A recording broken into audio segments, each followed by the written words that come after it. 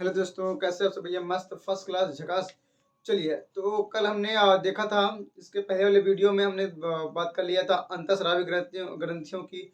कुछ ग्रंथि तो हो ही गई थी, तो अब यहाँ पे जो कुछ ग्रंथि अंत से बच गई थी उसे आज कवर कर लेते हैं। तो और जो 5 ग्रंथि जो हमने कल बता दिया था, तो आज छठवीं देख लेते हैं। यहाँ से कुछ ग्रंथि जो हैं, जैसे कि यहाँ पे अभी थाइमस।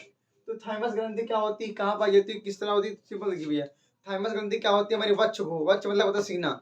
तो वक्ष गुहा में एकदम स्टर्नम हड्डी के ठीक सामने पीछे की ओर, इसके ठीक पीछे की ओर, यानी दोनों जो फेफड़े हैं उनके बीच में स्थित होती है। यानी आपको पहले स्टर्नम स्टर्नम यानी उरोस्थ हिंदी में बोलते हैं, स्टर्नम हड्डी। तो हड्डी पर हम बताया गया था, यहाँ पे बताया गया था कि जो पसलियां होती हैं वो किस हड्डियों से आके जुड़ी होती हैं, तो किससे होती है भैया? स्टर्नम जुड़ी होती है। जितनी पसलियां होती हैं आगे किससे जुड़ी होती है? स्टर्नम से, बीच वाली हड्डी से। तो स्टर्नम के ठीक पीछे क्या होता है? दोनों फेफड़ों के बीच में क्या होता है? थाइमस ग्रंथि होती है। ठीक है, थाइमस ग्रंथि होती है। कह रहा है अब ये यह ग्रंथि वक्ष गुहा में पाई जाती है, जो फेफड़ों के बीच में स्थित होती है। लेकिन एक बात ये भैया, ये ग्रंथि 15 साल के बाद धीरे धीरे क्या होती है? निष्क्रिय होना शुरू होती है। यानी 15 साल के बाद धीरे धीरे काम करना बंद कर देती है। तो यहाँ तो समझिए, कह रहा है यहाँ 15 साल के बाद निष्क्रिय होने लगती है, यानी काम करना बंद कर देती है। तो भैया अब कह रहा है सिंपल सा, यह थाइमोसिन हार्मोन्स का स्राव करता है। यह थाइमोसिन नामक हार्मोन्स का स्राव करता है। अब देखिए भैया, यह प्रोटीन तथा प्रतिरक्षा और लिम्फोसाइट को भी नियंत्रित करता है। यानी थाइमस ग्रंथि जो होती है प्रोटीन और प्रतिरक्षा तंत्र होते हैं, यानी ये जो इम्यूनिटी होती है उसको भी एक पूरी तरह से कंट्रोल करता है, और लिम्फोसाइट को भी ये पूरी तरह से नियंत्रित करता है। तो भैया प्रोटीन क्या होता है? बहुत ही जरूरी होता है छोटे बच्चों के लिए। छोटे बच्चों में क्या होता है, देखो ऑलरेडी क्या था, 15 साल तक रहती है छोटे बच्चों में। तो 15 साल तक रहती है ग्रंथि, पूरी तरह से प्रोटीन का निर्माण करती है, जिससे छोटे बच्चों को अत्यधिक मात्रा में प्रोटीन जो होती है उनके थाइमस ग्रंथि से ही मिल जाती है। इसलिए छोटे बच्चे जो होते हैं, देखियो हम इधर उधर खेलते रहते हैं, मिट्टी वगैरह वगैरह में रहता है, कुछ जो भी पाते हैं तो उठा उठा के डाल लेते हैं, खाते पे कोई दिक्कत नहीं होती, बीमार नहीं पड़ते, क्योंकि उनके अंदर क्या होता है भैया कि प्रोटीन बन रही अधिक मात्रा में, और क्या भैया प्रतिरक्षा इम्यूनिटी पावर ही बन रही है, और लिम्फोसाइट भी बन रहे हैं, जो कि पता है आपको लिम्फोसाइट बहुत ही जरूरी होता है बीमारियों से लड़ने के लिए, और प्रतिरक्षा भी होती है जो रोगों से बचाती है। तो यानी कि छोटे बच्चों में क्या होता है, प्रोटीन अधिक मात्रा में पाई जाती है, जो थाइमस ग्रंथि बराबर निर्माण करती रहती है। और क्या होता है, लिम्फोसाइट भी, और क्या होता है ये आपका प्रतिरक्षा तंत्र पूरा मजबूत रहता है, क्योंकि भैया थाइमस ग्रंथि 15 साल तक, सॉरी हाँ 15 साल तक क्या होता है, पूरी तरह से काम करती रहती है। 15 साल के बाद यदि काम करना बंद कर देती है, जिससे क्या होता है बूढ़े लोग जल्दी बीमार पड़ जाते हैं, और क्या होता है वो हमेशा बीमारी लगभग लगभग होते रहते हैं।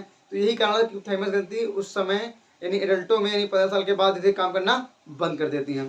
ठीक भैया, आगे समझते हैं। तो यहाँ कर अगला जो ग्रंथि आपकी है अंतःस्रावी, तो वृषण यानी टेस्टिस। तो वृषण होता है यानी टेस्टिस, ये पुरुषों में क्या होता है भैया, उदर गुहा के बाहर होता है, यानी पेट से बाहर होता है। उदर गुहा मतलब उधर पेट होता है, ठीक भैया, उदर गुहा मतलब पेट होता है। पेट से ये ग्रंथि बाहर होती है, यानी जो बाहर होती है ये ग्रंथि क्या होता है। अब एग्जाम में बहुत ज्यादा एग्जाम में पूछता भैया कि ये बताएं कि जो टेस्टिस यानी वृषण होता है उदर गुहा से बाहर क्यों होता है, शरीर से बाहर क्यों होता है, इसका रीजन क्या है? तो इसका सिंपल रीजन है भैया, इसका तापमान शरीर के तापमान से 2% कम होता है। लगभग बात कर ली जाए तो वृषण का तापमान होता है 32 से 35 सेंटीग्रेड तापमान होता है, जो कि हमारा शरीर का तापमान जो नॉर्मली होता है 37 सेंटीग्रेड तापमान होता है। ठीक भैया, तो आगे चलते हैं। तो यही कारण होता है कि उसका तापमान कम होता है, इसलिए शरीर से बाहर होता है। ठीक भैया, अब हाथ बढ़ आगे। तो कह रहा है यह एक प्रकार का जो वृषण होता है, यह एक प्रकार का स्टेरॉइड हार्मोन का स्रावन करता है। ठीक भैया, कहता है स्टेरॉइड हार्मोन का स्रावन करता है। यहाँ पुरुषों में एक जोड़ी पाया जाता है जो उदर गुहा के बाहर स्थित होता है। ठीक है, अब देखते हैं जिसका तापमान क्या होता है भैया 32 से 35 सेंटीग्रेड होता है। अब देखते हैं यह एक स्टेरॉइड तथा एस्ट्रोजन हार्मोन्स का स्रावन करता है। स्टेरॉइड हार्मोन जो होता है क्या होता है, पूरी तरह से स्राव करता है। ठीक भैया, स्टेरॉइड जो हार्मोन्स होता है, अब थोड़ा समझिए ये क्या है, स्टेरॉइड कहाँ गया, हाँ ये देखिए, यह स्टेरॉइड तथा एंड्रोजन हार्मोन्स का स्राव करता है। जो एंड्रोजन हार्मोन्स होता है और क्या होता है टेस्टोस्टेरोन, इसका निर्माण कौन करता है भैया, ये अब करता है वृषण यानी टेस्टिस। तो वृषण हो गया। अब सपन देखिए थोड़ा सा, ये क्या होता है, ये हार्मोन्स पुरुषों में अत्यधिक मात्रा में जो होता है स्रावित होता है, क्योंकि भैया इसी हार्मोन्स की वजह जो होता है टेस्टोस्टेरोन अंदर से क्या होती है भैया, जो जागरूकता उत्पन्न होती है इसी वजह से होती है। और तथा क्या होता है एंड्रोजन, एंड्रोजन क्या करता है पुरुषों में दाढ़ी मूछे अत्यधिक मात्रा में लाता है। यही हार्मोन होता है जो एंड्रोजन पुरुषों में दाढ़ी मूछे को लाता है। ठीक भैया, और अगला टॉपिक यहाँ भैया अगली ग्रंथि है अंडाशय। अंडाशय यानी ओवरी। तो ओवरी जो होता है कह रहा हूँ महिलाओं के यानी भैया स्त्रियों के पेट के अंदर उदर गुहा के अंदर नीचे की ओर स्थित होता है। ठीक भैया, नीचे की ओर स्थित होता है, जो एक जोड़ी में पाया जाता है। ठीक भैया, यानी गर्भाशय के दोनों साइड में से लगा रहता है, तो एक जोड़ी स्थित होता है जो बादाम की आकृति के होते हैं, 3 लेयर के बने होते हैं। ठीक है, इसको हम बताएंगे आपको जनन में पढ़ाएंगे तो वहाँ बताएंगे, जो पढ़ाएंगे आपको जनन तंत्र यानी रिप्रोडक्टिव सिस्टम जो पढ़ाएंगे तो वहाँ बताएंगे कितना लेयर का होता है, कैसे होता है। ठीक भैया, यानी वृषण और अंडाशय की डिटेल उसमें वहाँ बताएंगे। ठीक भैया, जनन तंत्र में। तो यहाँ पर समझिए, कह रहा अंडाशय या महिलाओं में एक जोड़ी पाया जाता है। महिलाओं में कितना भैया, महिलाओं में या एक जोड़ी पाया जाता है जो उदर गुहा के निचले ओर स्थित होता है, निचले ओर। ठीक भैया, यहाँ पे नीचे की ओर आप देख रहे हैं, यह एक प्रकार का स्टेरॉइड हार्मोन्स का श्रवण करता है। ये भी क्या भैया, एक प्रकार का स्टेरॉइड हार्मोन्स का श्रवण करती है। यानी वृषण और अंडाशय यही 2 ग्रंथि होती है जो एक स्टेरॉइड प्रकार के हार्मोन्स का श्रवण करती हैं। ठीक भैया, आगे देखते हैं। कह रहा यह एक जैसे मतलब स्टेरॉइड हार्मोन्स जैसे कि बात कर ली जाए तो प्रोजेस्टेरॉन है, एस्ट्रोजन है, आदि 2 हार्मोन्स होते हैं। तो प्रोजेस्टेरॉन हार्मोन्स सिंपल से क्या होता है भैया, यहाँ प्रसव को प्रेरित करता है। जो प्रसव होती है भैया, मास्टरबेशन जो होता है, इन प्रसव को पूरी तरह से मेंटेन और प्रेरित करता है कौन है, ये अंडाशय। और दूसरा भैया एस्ट्रोजन क्या होता है, ये इसी हार्मोन्स की वजह से जो महिला में दाढ़ी मूछें आने को रोकती है, यानी दाढ़ी मूछें आने से रोकता है, इसलिए महिला लोग में दाढ़ी मूछें नहीं होती, क्योंकि उनमें कौन सा हार्मोन होता है, एस्ट्रोजन। पुरुषों में कौन सा होता है, एंड्रोजन, जिसकी वजह से पुरुषों में दाढ़ी मूछें आती हैं एंड्रोजन की वजह से। ठीक भैया, इतना आप नोट करें तो आगे बताते हैं। लीजिए स्क्रीन लीजिए फटाक से, हो गया। चलिए आगे देखते हैं। तो ये जो लास्ट हमारी अंतःस्रावी ग्रंथि बचती है उसका नाम है एड्रिनल यानी भैया अधिवृक्क ग्रंथि। तो जो अधिवृक्क ग्रंथि होती है थोड़ा समझते हैं इसके बारे में बोलेंगे। यह ग्रंथि एक जोड़ी होती है जो वृक्कों के ऊपर लगी रहती है। तो भैया ये वृक्कों के ऊपर स्थित होती है। तो भैया जो वृक्क होता है, वृक्क मान लो ये वृक्क है, तो वृक्क के ऊपर ऐसे छोटी सी ग्रंथि होती है जो बोलते हैं एड्रिनल ग्लैंड यानी भैया अधिवृक्क ग्रंथि। ठीक है, इसे हम 4S या 3F भी कहते हैं। और ये ग्रंथि भैया क्या होती है, एड्रेनलिन हार्मोन्स का स्रावन करती है। और इस ग्रंथि के कुछ विशेष कार्य हैं।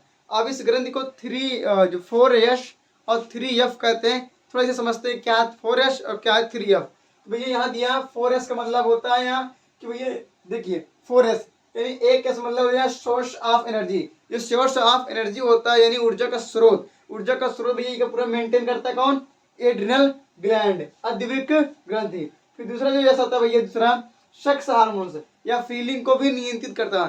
फीलिंग वगैरह वगैरह जो लोग बताते हैं ना कि हाँ दिल से आती है, दिल देख के तुम्हें दारदार हो गया, पानी पानी में गया, जब फालतू की बात, सारी फीलिंग कहाँ से आती है सिस्टम से, तुम्हारी कहाँ से आती है, अधिवृक्क से आती है, एड्रिनल ग्लैंड से आती है। एड्रिनल ग्लैंड यानी सेक्स हार्मोन्स को भी क्या करता है, कंट्रोल करता है। कौन भैया, अधिवृक्क ग्रंथि। और तीसरा भैया था साल्ट रिटेन, जो साल्ट है रिटेनिंग होता है, यानी भैया जो साल्ट का यानी मात्रा होता है बनाए रखना, जिसकी स्थिति होती है साल्ट का जो हमारे बॉडी में होता है, सब साल्ट की जो मात्रा हमारी बॉडी पूरी मेंटेन क्या होता है, पूरी बनाए रखना क्या होता है, साल्ट को मात्रा को बनाए रखना की क्रिया जो होती है क्या करता है, एड्रिनल ग्लैंड होते हैं, साल्ट रिटेनिंग।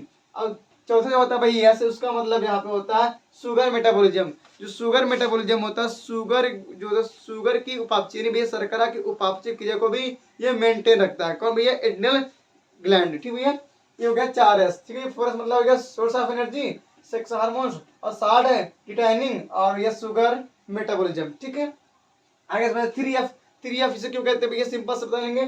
3F मतलब होता है भैया देखो फ्लाइट और फाइट।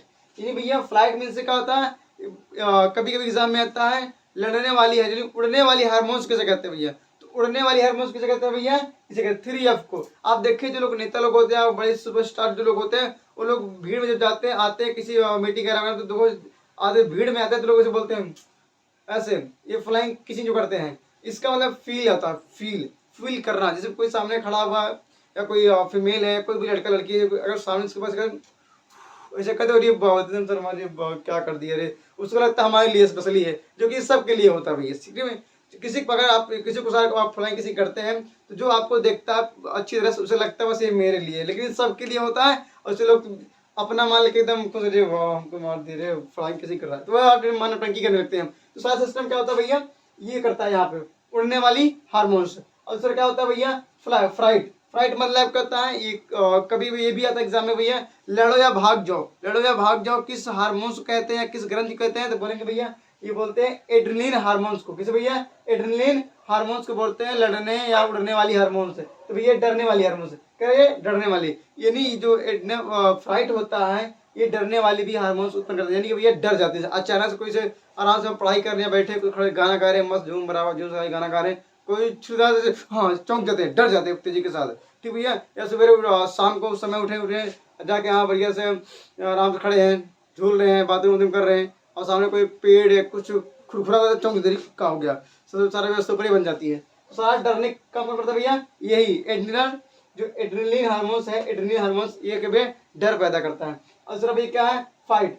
फाइट मतलब ये लड़ाई, यानी भैया लड़ाई, गुस्सा, बहुत बहुत आ जाता है, किसी को देख कितना भयानक गुस्सा आ जाता है कि साला गिरा गिरा के बहुत मार मारे, यानी कि भाई गुस्सा, गुस्सा भी यही हार्मोन्स होता है। कौन है, एड्रेनलिन हार्मोन्स। यानी भैया सिंपल से क्या होता है, ये यही ग्रंथि से भी गुस्सा और उड़ने वाले हार्मोन्स का होता है भैया, और ये क्या बोलेंगे डर, सारा मेंटेन करता है भैया ये एड्रेनलिन जो होता है अधिवृक्क ग्रंथि, यानी एड्रिनल ग्लैंड। ठीक है, अब इसको समझते हैं।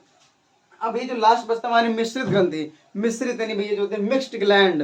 जो मिश्रित ग्रंथि होती है तो वो अग्नाशय यानी पैनक्रियाज होती है, जो हमारी ग्राहणी के वक्र में स्थित होती है। ठीक भैया, ये पत्ती से दिखाई देती है, पत्ती जैसे, ठीक है, पाती की तरह होती है लंबी से।